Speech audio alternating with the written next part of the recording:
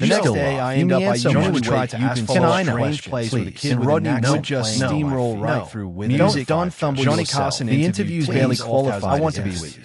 Actors promoting doing stand-up, musicians plugging out. I want something back. And authors Carson never carry on. But some guests would back and let Johnny work. They know sometimes John Hardy barely keeps the show. Sometimes he would guess with softening that, but mostly he will just laugh. Carson would sit in amazement, but you could see him waiting for the next number 4 just enough to and when this is a definitive list of 15 funny tricks that treated John alike had on the Tonight Banjo jokes, which meant deadpan one-line Williams with a complete would Johnny's marriages. His chemistry with Johnny was razor sharp. Nothing was off. Martin played the clueless way to magic of the dynamic. Improvised John respected would turn simple desk to say things no other physical. Martin understood jokes came so fast that Johnny could barely carry on to let silence do. Nobody could come without a normal question and a one-liner after one in a southern grandmother. Each one hit in 30 seconds. If you think about they would both stare at each other about a man, and he delivered it with education, timing every single. Martin also brought some of the greatest arrow through the head. You could see it in how maybe not.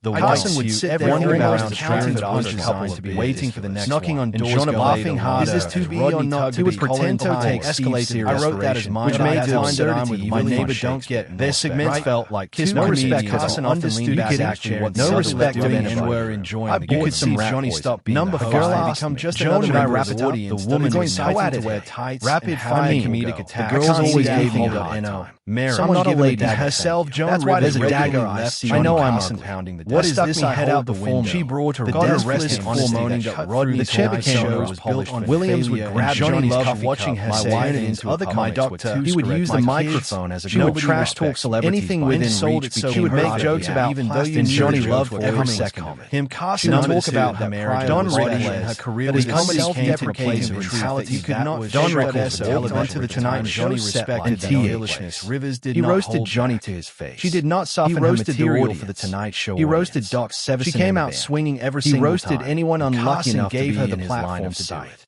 His chaotic energy was legendary. He lauded her most the cigarette box incident became one of the most iconic other guests in Tonight Show history. Their relationship was guest hosting when broke Johnny's prize cigarette box during a Johnny saw Joan as aerial comedian. Johnny showed up unannounced on the set of Rickles' and she rewarded that respect by being absolutely hilarious. What the hell every time she sat down? You know how the tragedy is how their relationship ended. It happened last night. Show incident. Don Rickles during those years when Joan was a Tonight Show regular. His taping was one of the funniest guests. Somebody broke my cigarette box. Number just started the show. Jonathan Winters. I picked my box up off my desk that I've had for 9 years. Winters would create entire characters out of coffee cups. They told Mio broke it on the show last night. Anything sitting on Johnny's desk. Carson would let him run completely wild. Sometimes Johnny would deliberately hand Winters a random object just to see what would happen. Then he would sit back and collapse laughing as Jonathan built an entire universe around a stapler. Winters did not need a script. He did not need preparation. He just needed a spark, and his brain would create something insane that he would pick up a pencil and it would become a fishing rod. Then he would become the fish. Then he would become the fisherman's angry wife. Then he will become the boat. All of this happening in real time with no plan. Johnny loved that chaos. He loved not knowing where Winters was going. The danger of live television became their appeal. Anything could happen, and with Jonathan Winters, anything usually did that he would sometimes get so deep into a character that Johnny would have to physically stop him to go to an advertisement. And even then, Winters would stay in character through the break. The man was fearless and completely unpredictable. Exactly what made great television. Number 7, Bob Hope, the man who made the show. Bob was a comedy giant whose Tonight Show appearances became events. Razor-sharp timing honed over decades. Perfectly crafted jokes delivered with effortless confidence. Bob Hope and Johnny Carson had chemistry that felt like two professionals sparring for fun. Carson always lit up when Hope walked through the curtain. You could see Johnny was genuinely honored to trade jokes with a hero who could still crush a monologue after 50 years in show business. Hope never phoned it in. Even in his later years, when other comedians his age were slowing down, Bob Hope would come on The Tonight Show and deliver topical jokes, political zingers, self-deprecating bits about his age, and the timing was always perfect. Johnny respected Hope immensely. They would volley back and forth like a tennis match. Johnny would set up a joke and Bob would spike it. Then Bob would set one up and Johnny would return it. The audience was watching two masters at work. Hope represented old-school show business, the kind Johnny had grown up watching and admiring. So when Bob Hope sat at that desk, it was more than just another guest. It was Johnny getting to work with one of his idols. And Hope clearly enjoyed it, too. He treated Johnny as an equal, not as some kid who got lucky. A surreal comedian who earned his spot number 8, Tim Conway. The best guest in town. Slow burn storytelling and physical comedy that often caused Johnny to slide out of his chair laughing. Tim Conway's secret weapon was dragging a bit out past the point where it should have died. He would take a simple story and stretch it until the audience was almost uncomfortable. Then he would add the tiniest move, an eyebrow raise, a pause, a slight turn off head, and the whole room would explode. Conway understood the power of commitment.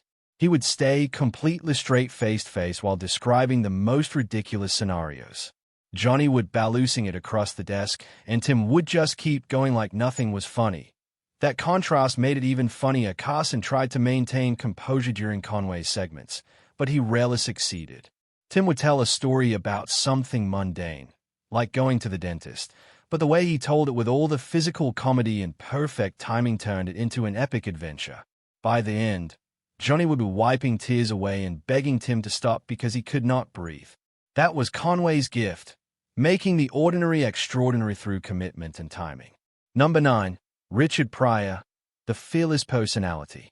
Loose, sharp, and absolutely fearless. Richard Pryor's casual storytelling felt completely improvised, yet every word was perfectly timed. Carson respected Pryor immensely.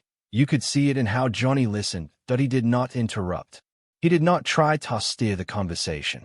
He just let Richard work. Pryor's presence changed the air in the studio.